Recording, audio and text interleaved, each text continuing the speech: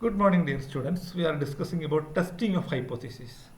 അപ്പോൾ നമ്മൾ hypothesis test ചെയ്യുന്നത് സ്റ്റാറ്റിസ്റ്റിക്കലി നമ്മൾ അതിൻ്റെ കാൽക്കുലേഷനൊക്കെ നടത്തിയിട്ടാണ്. അതിൻ്റെ കാര്യങ്ങൾ നാളുകളിൽ അതിൻ്റെ ആ ഇമ്പോർട്ടൻ്റ് ആയിട്ടുള്ള പ്രോബ്ലംസ് അതിൻ്റെ കാര്യങ്ങൾ ഞാൻ അസൈൻമെൻറ്റ് കൊടുത്തിട്ടുണ്ട്. നമ്മുടെ ക്ലാസ്സിലെ 2-3 കുട്ടികളെ ഞാൻ അത് ഏൽപ്പിച്ചിട്ടുണ്ട്. അവരത് നാളെ മുതൽ എടുക്കുന്നതായിരിക്കും. അപ്പോൾ നമ്മളതിൻ്റെ തിയററ്റിക്കലായ ഒരു കാര്യം കൂടി ഞാൻ പറയുന്നുള്ളൂ. നാളെ മുതൽ അതിൻ്റെ ഒരു ഹൈപ്പോത്തിസ് ടെസ്റ്റ് ചെയ്യുന്നത് എങ്ങനെയാണ്, അതിൻ്റെ മീൻ ഉപയോഗിച്ചുകൊണ്ട് പോപ്പുലേഷൻ മീൻ, സാമ്പിൾ മീനൊക്കെ വെച്ച് പ്രോബ്ലംസ് നമ്മൾ ഹൈസ്കോർ ടെസ്റ്റ് അങ്ങനെയുള്ള കാര്യങ്ങളുടെ എല്ലാം ഞാൻ കുറച്ച് കുട്ടികളെ 2-3 പേരെ ഏൽപ്പിച്ചിട്ടുണ്ട്. ഹനാനെയൊക്കെ ഏൽപ്പിച്ചിട്ടുണ്ട്. അവരെല്ലാം കൂടിയിട്ട് അത് എടുക്കുന്നതായിരിക്കും. നിങ്ങൾ ശ്രദ്ധിക്കുക. പിന്നെ നമ്മൾ ഹൈപ്പോത്തിസിസ് ടെസ്റ്റിങ്ങിൽ കഴിഞ്ഞ ദിവസം പറഞ്ഞു നിർത്തിയത് ലെവൽ ഓഫ് സിഗ്നിഫിക്കൻസ് ആണ്. അപ്പോൾ ലെവൽ ഓഫ് സിഗ്നിഫിക്കൻസ് എന്ന് പറഞ്ഞാൽ അപ്പോൾ ടൈപ്പ് 1, ടൈപ്പ് 2 എറർ. അപ്പോൾ ടൈപ്പ് 1 എറർ, ടൈപ്പ് 2 എറർ എന്ന് പറഞ്ഞു കഴിഞ്ഞാൽ നമ്മൾ ഹൈപ്പോത്തിസിസ് റോങ് ആയിട്ട് റിജക്റ്റ് ചെയ്യുന്ന പോസിബിലിറ്റിയാണ്. പോസിബിലിറ്റി ഓഫ് ടൈപ്പ് 1 എറർ എന്ന് പറഞ്ഞാൽ അതായത് ആൾവേസ് സം പെർസെൻറ്റേജ്. അപ്പോൾ അത് 5% ആണ് നമ്മൾ യൂസ് ചെയ്യുക. എന്ന് പറഞ്ഞാൽ എന്താണ്, 100 ഹൈപ്പോത്തിസിസിൽ 5 എണ്ണം നമ്മൾ റോങ് ഡിസിഷൻ എടുക്കാൻ ചാൻസ് ഉണ്ട്. We should be chosen with great care and reason. അപ്പോൾ നമ്മൾ ലെവൽ ഓഫ് സിഗ്നിഫിക്കൻസ് അപ്പോൾ 5% ഓർ 1% ആണ് നോർമലി ഉള്ള ഇതിൻ്റെ ലെവൽ. അപ്പോൾ 5% എന്ന് പറഞ്ഞാൽ there is A chance of 5 wrong chances എന്നുള്ളതാണ്. മറ്റേതാണെങ്കിൽ എന്താണ്, 1% ആണ്. അപ്പോൾ അങ്ങനെ വരുന്ന സമയത്ത് നമ്മളിത് ഏത് 5% വേണോ 1% വേണോ, ടൈപ്പ് 1 എറർ ചെക്ക് ചെയ്യുന്ന സമയത്ത് ലെവൽ ഓഫ് സിഗ്നിഫിക്കൻസ് 5% വേണോ 1% വേണോ എന്നുള്ളത് നമ്മൾ ആലോചിച്ച് വേണം തീരുമാനിക്കാൻ. നോർമലി 5% ആണ് നമ്മൾ എടുക്കുക. എന്ന് പറഞ്ഞാൽ we are ready to face a risk of 5% rejecting null hypothesis when it is true. അതാണ് rejecting a null hypothesis when it is true. അപ്പം ടൈപ്പ് 1 എറർ എന്ന് പറഞ്ഞു കഴിഞ്ഞാൽ നൾ ഹൈപ്പോത്തിസിസ് കറക്റ്റ് ആയിട്ടുള്ള നൾ ഹൈപ്പോത്തിസിനെ റിജക്റ്റ് ചെയ്യുന്നതാണ് ടൈപ്പ് 1 എറർ. അപ്പോൾ 5% risk നമ്മൾ എടുക്കുകയാണ്. എന്തിനു വേണ്ടിയിട്ട്? Rejecting a null hypothesis when it is true.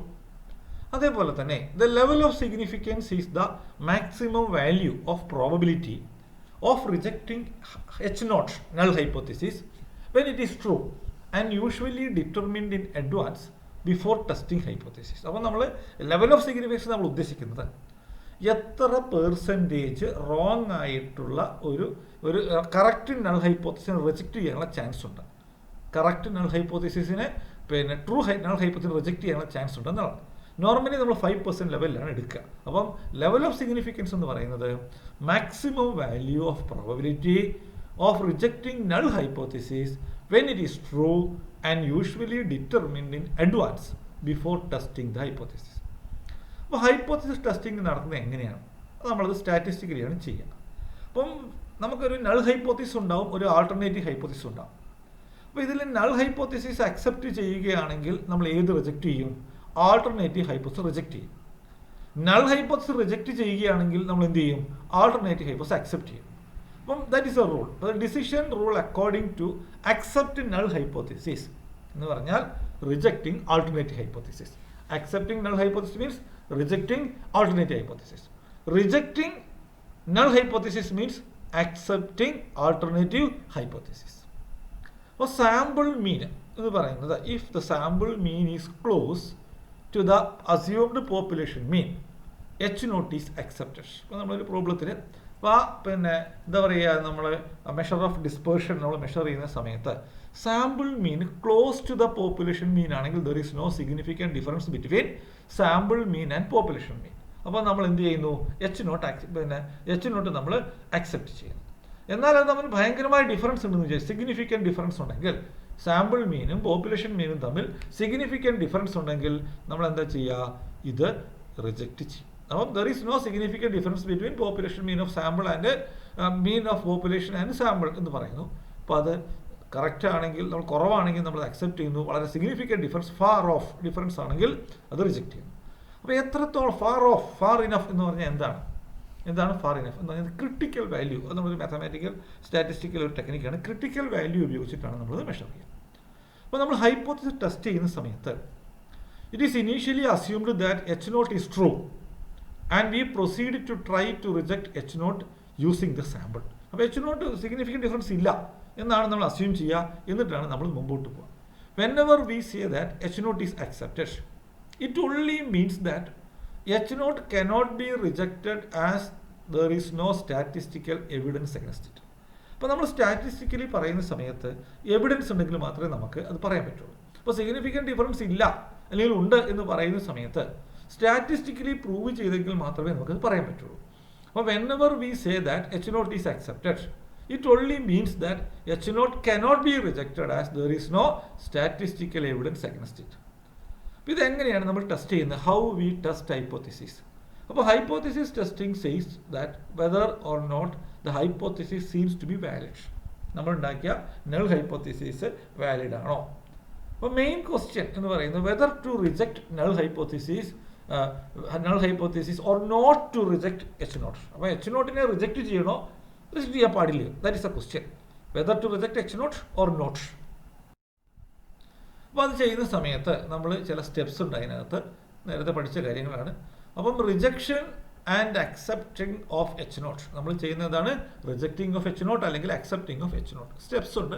ഒന്നാമതായിട്ട് നമ്മൾ ഹൈപ്പോത്തിസിസ് ടെസ്റ്റ് ചെയ്യണം, സെറ്റ് ചെയ്യണം. അത് നമുക്ക് എല്ലാവർക്കും അറിയാം. You have to make a clear hypothesis based on your research problem with proper care. You have to formulate null hypothesis and you have to formulate alternative hypothesis. അപ്പോൾ hypothesis formulate ചെയ്യുക. അത് നമ്മളെ പ്രോബ്ലവുമായി related ആയിരിക്കണം. അതേപോലെ തന്നെ അത് കൃത്യമായിട്ട് define ചെയ്യണം. അത് H0 H1 റിലേറ്റഡ് ആയിരിക്കും.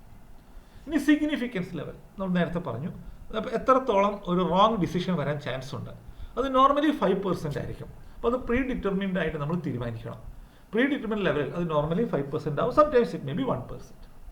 ഈ ടെസ്റ്റ് സ്റ്റാറ്റിസ്റ്റിക് എന്ന് പറഞ്ഞാൽ നമ്മൾ അത് ടെസ്റ്റ്, അതായത് മെയിൻ, പ്രൊപ്പോർഷൻ, വേരിയൻസ് ഇങ്ങനെയുള്ള സ്റ്റാറ്റിസ്റ്റിക്കൽ ടെസ്റ്റ് ഉപയോഗിച്ചിട്ടാണ്, അതുമായി ബന്ധപ്പെട്ടാണ് നമ്മൾ ചെയ്യുക.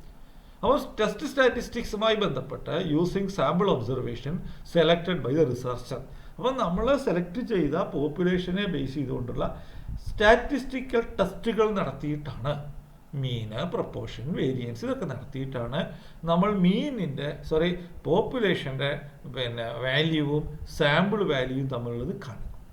ക്രിട്ടിക്കൽ വാല്യൂ എന്ന് പറഞ്ഞാൽ നേരത്തെ പറഞ്ഞു, critical value using the distribution of test statistics, level of significance and type of test, അതായത് 2 tailed, right tailed, left tailed.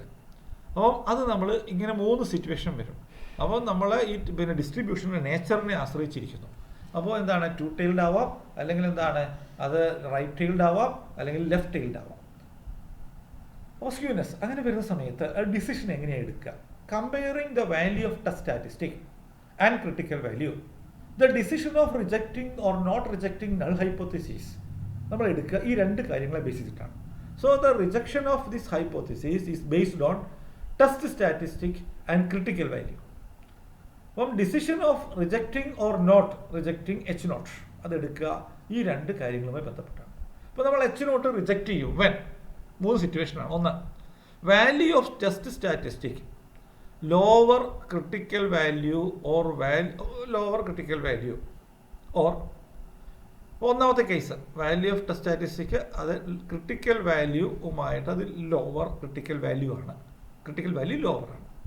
Or value of test statistic upper critical value in the case of 2 tailed test.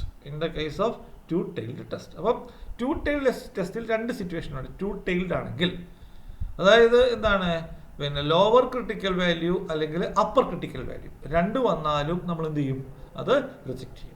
രണ്ടാമത്തെ കേസിൽ value of test statistic is greater than critical value.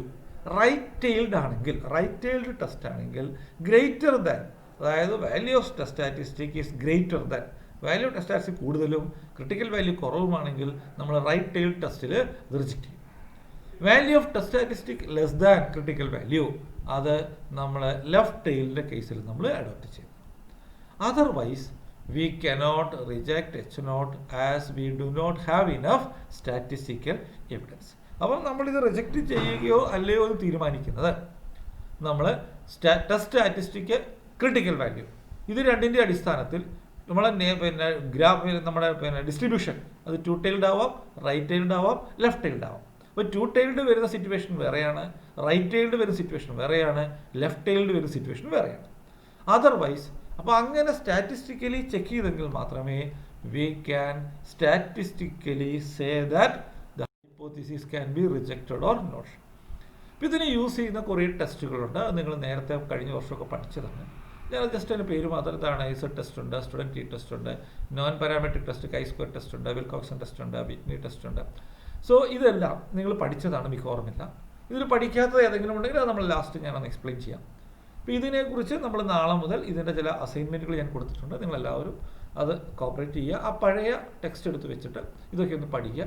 ചിലപ്പോൾ പരീക്ഷയ്ക്ക് ഇതിൻ്റെ ഒരു problem വന്നാൽ നിങ്ങൾ ചെയ്യാൻ കോമ്പിറ്റൻ്റ് ആവുക. Thank you.